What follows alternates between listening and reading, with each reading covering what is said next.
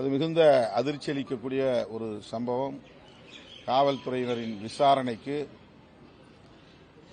அழைத்து செல்லப்பட்ட அந்த இளைஞர் அஜித்குமார் உயிரிழக்கும் நிலை ஏற்பட்டிருக்கிறது. அவருடைய உடன் பிறந்த தம்பி தன்னையும் அழைத்து சென்று விசாரித்தார்கள், தாக்கினார்கள். காவல்துறையினரின் தாக்குதலால் தான் எனது அண்ணன் உயிரிழக்க நேர்ந்திருக்கிறது என்று கூறியிருக்கிறார். அந்த பகுதியைச் சார்ந்த பொதுமக்களும் இதற்கு கடுமையான எதிர்ப்பை தெரிவித்திருக்கிறார்கள். அதிகாரிகள், அதாவது சம்பந்தப்பட்டவர்கள் இடைநீக்கம் செய்யப்பட்டிருப்பது சற்று ஆறுதலை அளிக்கிறது.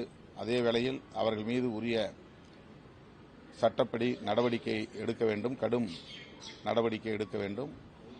புலன் விசாரணையில் இப்படி உயிரிழப்பு நேர்வதை தடுப்பதற்கு தமிழ்நாடு அரசு காவல்துறையினருக்கு உரிய வழிகாட்டுதல்களை தர வேண்டும். எந்த காரணத்தை முன்னிட்டும் கஸ்டோடியல் டெத் என்பது நிகழக்கூடாது.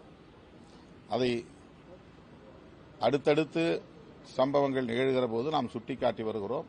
ஆனால் இது தொடர்கதையாக நீடிக்கிறது, கவலை அளிக்கிறது.